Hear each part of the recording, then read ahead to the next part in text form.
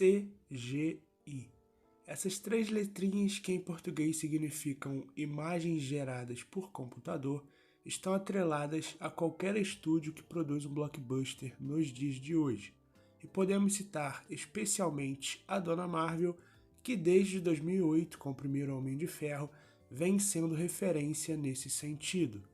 Acontece que de uns anos para cá, sobretudo após o término da Saga do Infinito, esse aspecto técnico tem chamado a atenção bem mais do que deveria, mas não de um jeito muito positivo. E acabou que após o trailer da She-Hulk ser divulgado, a internet teve um leve colapso, porque a coisa tá bem feia. Antes de qualquer coisa, é necessário ressaltar que os efeitos de She-Hulk estão de fato bem ruins. Porém, aquilo foi apenas o trailer. É bem provável que aconteça o mesmo que aconteceu com o Sonic e o visual seja alterado, porque se isso não acontecer, meus amigos, vai ser difícil comprar aquela personagem e a história como um todo. Aí você pode me questionar, mas Bruno, e se o roteiro for bom, será que não dá para compensar os efeitos ruins? A resposta é não. Eu digo não porque no caso das produções da Marvel, os efeitos são, em sua maioria, muito importantes. É diferente de você assistir à trilogia clássica do Indiana Jones, por exemplo. Os efeitos são ruins, mas existem dois fatores. Primeiro, que para a época era o melhor que se poderia fazer. E segundo, os efeitos eram apenas um complemento. Você tinha locações reais e muitos efeitos práticos, fazendo com que o CGI ficasse em segundo plano. Porém, dos projetos recentes da Marvel, tudo se resume a efeitos visuais, seja em questão de cenários, para as cenas de ação ou para compor personagens. Isso faz com que o espectador perceba qualquer coisa que estiver um pouco fora do eixo, logo impactando na experiência e diminuindo a imersão. Pode parecer bobeira, mas é fato de que um CGI ruim, sendo ele fundamental para a história, acaba sim impactando. Fugindo um pouco da Marvel, deixa eu citar um filme de suspense/terror chamado O Hospedeiro, de 2006, onde temos uma criatura apelidado carinhosamente de Bagressauro. O orçamento desse filme é baixíssimo. Ele custou apenas 10 milhões de dólares, o que mudaria a minha vida e a sua muito provavelmente, mas que para as produções de Hollywood, principalmente, acaba sendo uma mixaria. Mas, enfim, mesmo levando isso em consideração, fica difícil comprar totalmente aquela história e aquele clima de horror que o diretor tenta propor, porque os efeitos são muito ruins. E é um filme sério, se fosse um Sharknado da vida, tudo bem, mas não, você precisa acreditar que aquilo é real. Pelo menos eu tive muita dificuldade nesse aspecto.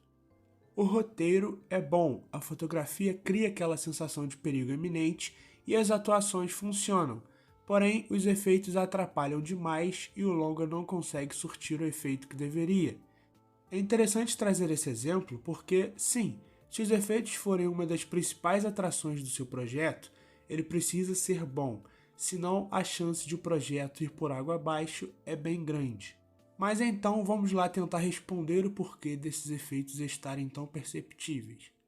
E nesse sentido, eu estou me referindo também às cenas que envolvem o chroma key, a famosa tela verde, e não apenas o CG de fato. Começando pelo principal fator, ao meu ver, o tempo. A Marvel, até Vingadores Ultimato, mantinha uma média ali de 2 a 3 produções por ano, o que funcionava muito bem. Você assistia e tinha ali aquele leve recesso de alguns meses entre uma produção e outra, o que é bom para todo mundo. Tirando a Marvel, é claro, porque não tinha grana entrando todo mês. Tivemos um 2020 sem nenhuma produção do estúdio, e isso de certa forma afunilou o calendário, o que gerou um ano de 2021 com 9 produções, incluindo cinema e agora a TV também, o triplo do que tínhamos visto até então. Isso é claro que acaba afetando, deu para sentir levemente em 2018 com a luta final de Pantera Negra, que é horrorosa. Nitidamente, a equipe largou a produção para focar em Guerra Infinita, que teria um apelo maior e, portanto, merecia mais atenção. Olhando para a Marvel de hoje, estamos tendo um projeto atrás do outro. As equipes de efeitos não conseguem trabalhar porque existe uma pressa que acaba dificultando as coisas. O Sean Walker, supervisor dos efeitos de Shang-Chi, foi ao canal do Corridor Crew conversar sobre os bastidores do filme e lá ele revelou algumas coisas interessantes sobre esse processo. Em um momento, ele chega a dizer que a produção estava criando cenários reais para ajudar a galera da pós-produção, mas que no meio do caminho desistiu da ideia porque iria atrasar. Abre aspas. Eles apenas disseram, dane-se, isso não vai funcionar, e eles começaram a fazer a triagem azul de todo o set que eles já tinham feito. Tivemos que fazer a rotoscopia em todos os personagens e substituir tudo. Em outras palavras, transformar a filmagem em animação. O que acaba resultando em horários abusivos de trabalho, inclusive. Já chegaram a dizer que os profissionais trabalhavam cerca de 100 horas semanais, o que teoricamente deveria resultar em projetos perfeitos. Só que como a demanda é enorme, essas horas a mais não bastam. Por mais eficientes que sejam os profissionais, o espectador ainda consegue perceber que aquilo é falso. Você vê o cara falando da dificuldade e do cuidado que tiveram com a iluminação, com a movimentação e imagina que no fim ficou perfeito. Mas não, o ato final de Shang-Chi é muito problemático e parte da culpa está nisso, a não utilização de efeitos práticos para ajudar. Vamos a um exemplo de Homem de Ferro 3, aquele ato final onde chegam as armaduras do Stark. Todas elas foram feitas de CGI, é claro, só que a sequência possui momentos onde utilizaram efeitos práticos, como várias das explosões, ou o momento onde Stark salta em uma armadura. Teve um dublê fazendo aquele movimento. Esses são detalhes que acabam equilibrando e ajudando a equipe dos efeitos visuais. Já pensou se eles tivessem que fazer as explosões, fazer um modelo de CGI saltando, iria dificultar o processo, atrasar e, consequentemente, o resultado final seria esse que estamos vendo nos filmes e séries recentes. Principalmente nos dias de hoje, o olhar do espectador já está acostumado com efeitos de qualidade, e digo isso dentro da própria Marvel. Depois de ver que ela pode te entregar isso aqui, fica difícil aceitar isso. Mas os problemas não estão restritos apenas ao tempo.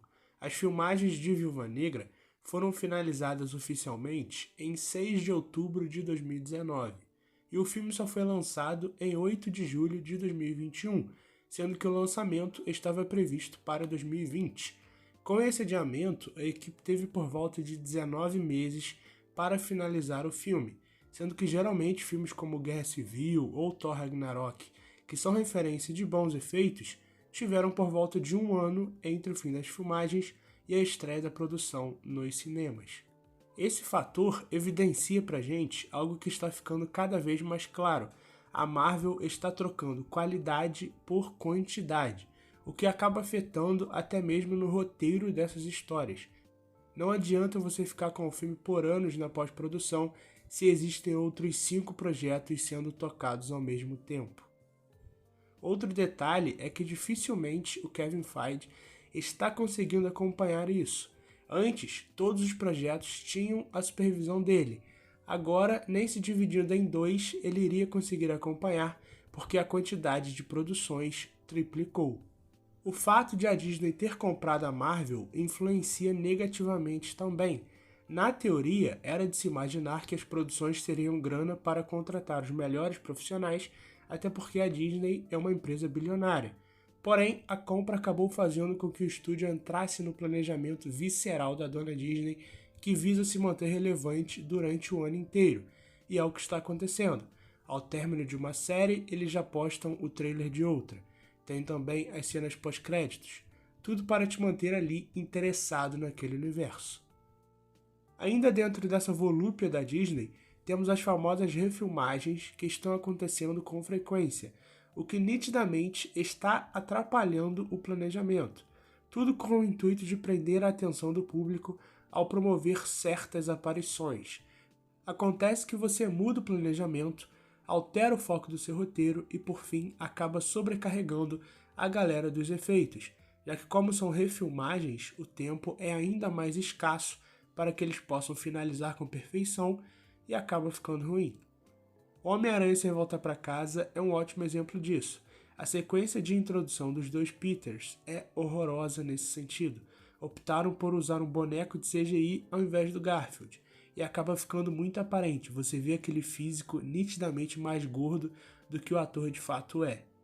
Já no momento do Tobey, o chroma é cheio de falhas, a iluminação é estranha, você consegue notar que não tiveram muito tempo para recortar direitinho, aí acabou ficando daquele jeito. No cinema, é claro que a pessoa na hora da empolgação não vai dar muita atenção a isso, mas depois de alguns meses, quando ela for rever em casa, ela vai perceber o quão precários são algumas sequências daquele filme, digo por experiência própria. Por fim, você tem um filme como Homem de Ferro, que foi lançado há quase 15 anos, tendo envelhecido melhor do que um filme que saiu ano passado, e isso falando de um filme que tem como objetivo ser lembrado por décadas e mais décadas, já que o conteúdo dele é de fato histórico. Imagina uma série como She-Hulk, que o objetivo é apenas apresentar a personagem. Está visível essa falta de esforço também por parte da Marvel. Eles aparentam estar acomodados com isso. Quando chegar na hora de termos um Vingadores Ultimato, eu creio que a produção será bem caprichada. Só que será difícil aguentar mais 10 anos de filmes e séries falhando em um princípio básico de todo blockbuster. Além do mais, você não vai pagar o Disney Plus só na hora de ver um ultimato da vida, né? É difícil ficar alimentando a empresa bilionária e não ter um mínimo de retorno de volta.